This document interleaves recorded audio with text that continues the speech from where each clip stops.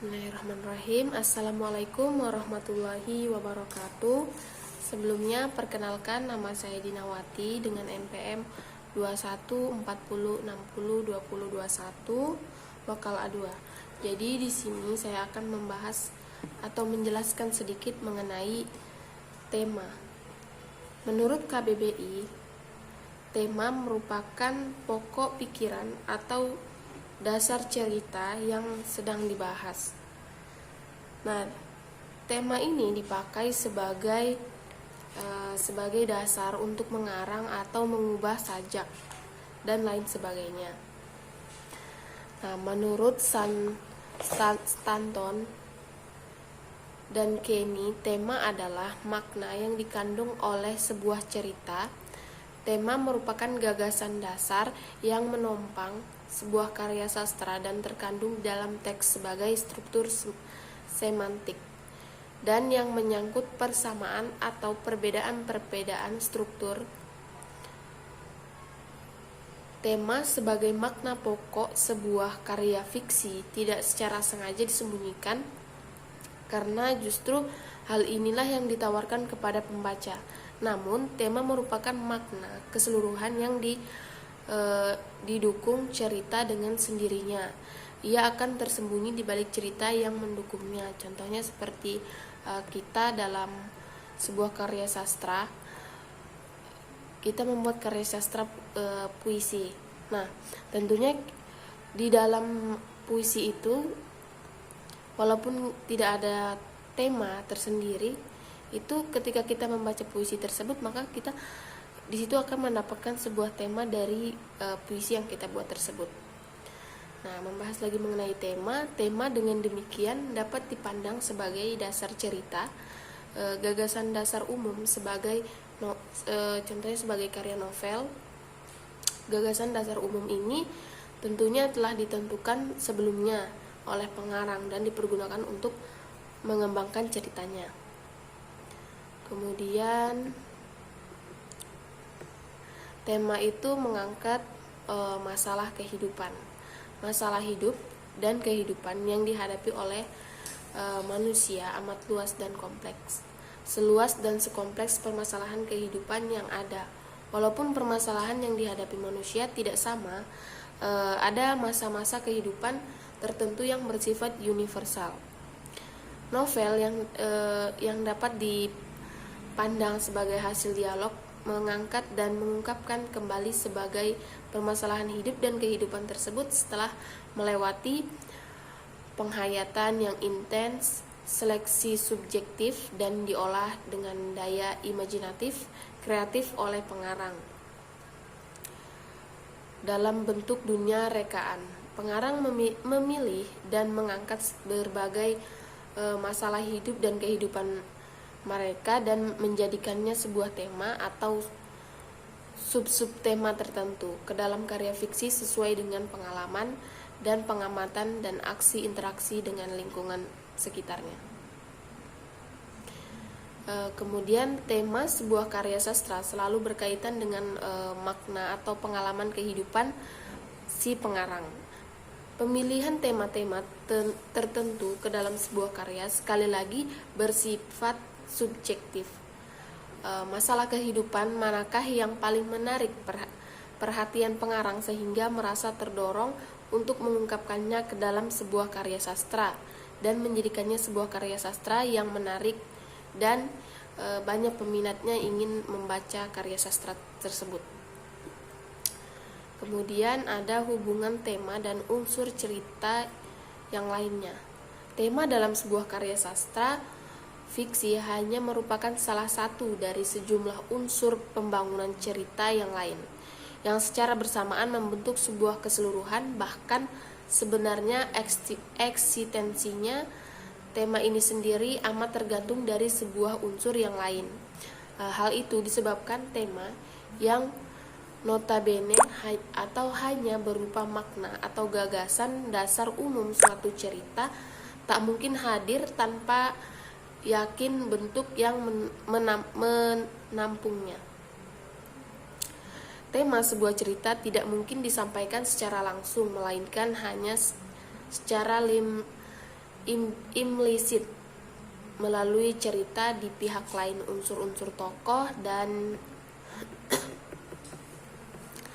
penokohan, plot dan pemplotan, latar dan pelataran dan cerita dimungkinkan menjadi padu dan bermakna jika oleh sebuah tema. Tema sendiri bersifat koherensi dan makna terhadap keempat unsur tersebut dan juga berbagai unsur fiksi yang lainnya. Tokoh-tokoh cerita, khususnya tokoh utama adalah pembawa dan pelaku cerita. Kejadian-kejadian atau peristiwa yang diceritakan plot di pihak lain berkaitan erat dengan tokoh cerita. Plot pada hakikatnya adalah apa yang dilakukan oleh tokoh dan peristiwa apa yang terjadi yang dialami oleh seorang tokoh. Latar merupakan tempat saat keadaan sosial atau menjadikan wadah tempat tokoh melakukan dan segala sesuatu yang terjadi. Latar memberikan aturan permainan terhadap tokoh. Latar akan mempengaruhi tingkah laku dan cara berpikir tokoh dan karenanya akan mempengaruhi pemilihan tema. Kehadiran berbagai unsur intrinsik dalam karya fiksi, karya membangun cerita. Jadi sama halnya dengan tema, eksistensinya cerita pun tergantung pada unsur-unsur yang lainnya yang mendukung. Namun tema tidak sama dengan cerita. Tema merupakan dasar umum cerita dan cerita disusun dan dikembangkan berdasarkan tema. Tema pengembangan mengikat cerita atau sebaliknya, cerita yang dikisahkan harus mendukung penyampaian utamanya. Untuk penggolongan tema itu yang pertama ada tema tradisional atau non-tradisional. Tema tradisional dapat sebagai tema yang itu-itu saja dalam artian ia telah lama digunakan dan dapat ditemukan di berbagai cerita.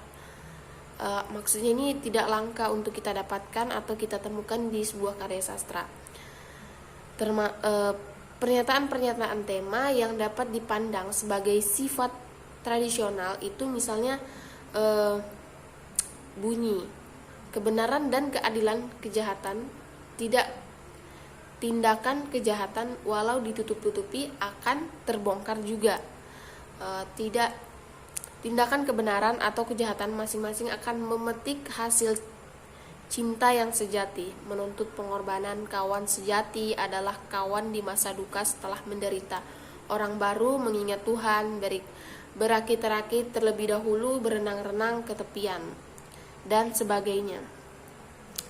Untuk tema tradisional, walau hanya variasinya, bisa dikatakan selalu ada masalah kebenaran dan kesejahteraan. Selain hal-hal yang bersifat tradisional, tema sebuah karya mungkin mengangkat suatu yang tidak lazim, karena dia beda dengan tema tradisional, maksudnya beda dengan tema non-tradisional tadi. Sesuatu yang bersifat non-tradisional itu akan membahas tema yang demikian mungkin tidak sesuai dengan harapan pembaca, melawan arus, mengejutkan, bahkan mungkin terjadi atau mengecewakan berbagai reaksi efektif yang lainnya. Berhadapan dengan cerita fiksi, pada umumnya orang mengharapkan yang baik, yang jujur, yang bercinta, atau semua tokoh yang digolongkan sebagai protagonis akhirnya mengalami kemenangan atau kejayaan. Contohnya novel Kemelut Hidup karya Ramadhan KH. Misalnya penampilan tema yang melawan arus tersebut kebenarannya yang justru menyebabkan kehancurannya. Nah, yang kedua, tingkatan tema menurut Shipley membedakan tema-tema karya sastra ke dalam tingkat-tingkatan. Semuanya ada 5 tingkatan berdasarkan pengalaman jiwa. Pertama, tema tingkat fisik, manusia sebagai atau dalam tingkat kejiwaan molekuler.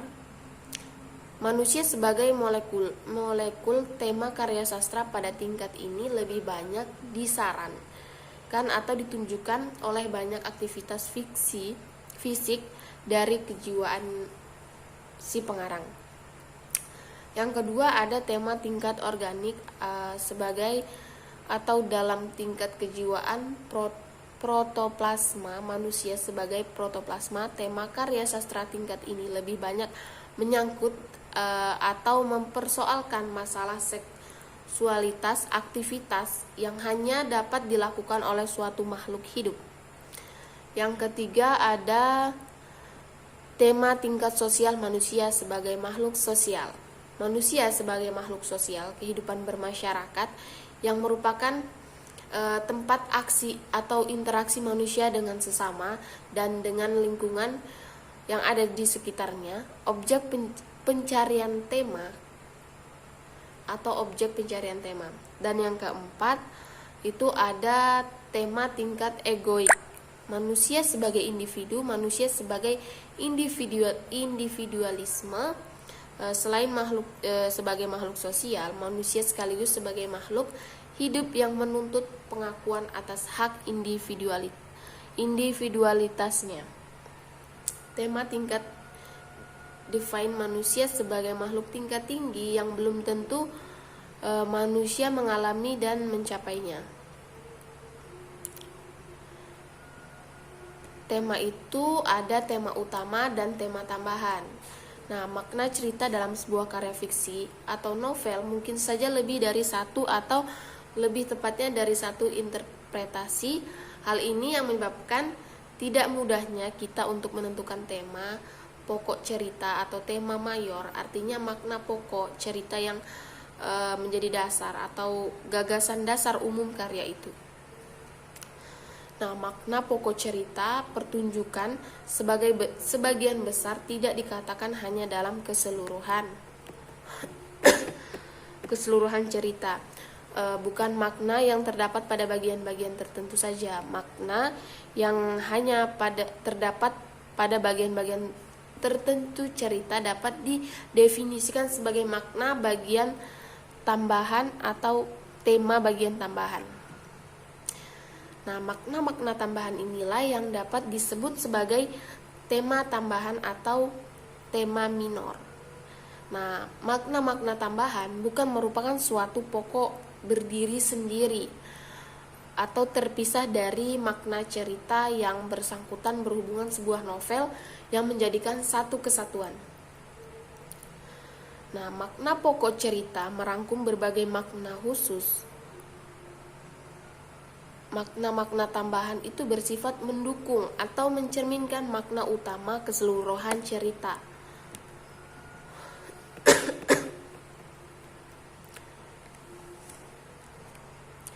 Untuk penafsiran tema, Stanton mengemukakan jumlah kriteria sebagai berikut. Yang pertama, penafsiran tema sebuah novel tentang mempertimbangkan tiap detail cerita yang muncul. Yang kedua, penafsiran tema sebuah novel tidak bertentangan dan tidak tiap detail cerita. Nah, yang ketiga, penafsiran tema sebuah novel menentang. Nah, untuk penafsiran tema ini ada Stanton mengemukakan sejumlah kriteria dari tema, yaitu yang pertama ada penafsiran tema sebuah novel, tantangan mempertimbangkan tiap detail yang muncul di cerita tersebut. Yang kedua, penafsiran tema sebuah novel tidak bertentangan dengan tiap detail cerita tersebut. Yang ketiga, penafsiran tema sebuah novel menantang atau berlawanan, tidak mendasarkan diri pada bukti yang tidak dinyatakan baik secara langsung maupun tidak langsung dalam novel yang bersangkutan. Yang keempat, penafsiran tema sebuah novel harus mendasarkan pada bukti-bukti yang secara langsung ada atau disarankan dalam cerita tersebut. Kalau untuk membahas mengenai contoh tema itu banyak sekali ya teman-teman. Ada tema komedi, tema sejarah, tema thriller, tema kisah kehidupan. Nah, salah satunya saya mengambil tema horor. Gak selamanya dong novel horor diangkat dari kisah asli, meski memang lebih menyeramkan jika diambil dari kehidupan nyata. Nah, kalian bisa memanipulasi dengan menulis tema horor hasil dari imajinasi sendiri, sehingga kisahnya tersebut itu tidak secara real terjadi, namun itu kita dapat dari imajinasi kita sendiri. Nah, tema novel horor ini dapat dibumbui dengan komedi, asmara, psikologis, dan masih banyak lagi, sehingga untuk yang novel yang kita ambil, contohnya novel itu dengan tema horor, tidak selamanya yang kita bahas tuh horor, tapi ada tema tambahannya, contohnya seperti dibumbui dengan komedi, sehingga pembaca pun tidak selamanya tegang dengan cerita tersebut. Kalau ada unsur komedinya, psikologinya, asmaranya, mereka akan lebih senang jika ada tambahan seperti itu, jadi tidak terfokus dengan tema horor tersebut. Nah, enaknya lagi kalau nulis novel horor ini dari pikiran kita sendiri, nggak perlu banyak riset sih, karena kalau misalnya kita membahas mengenai tema horor, di imajinasi kita pasti banyak dong tentang cerita-cerita horor atau apa. Itu bisa kita tambahkan sendiri karena itu sesuai dengan imajinasi kita. Itu tidak harus cerita nyata atau yang sudah pernah terjadi, namun itu tergantung dari imajinasi yang kita buat sendiri. Baik, sekian dari saya. Kurang dan lebihnya saya mohon maaf. Wassalamualaikum warahmatullahi wabarakatuh.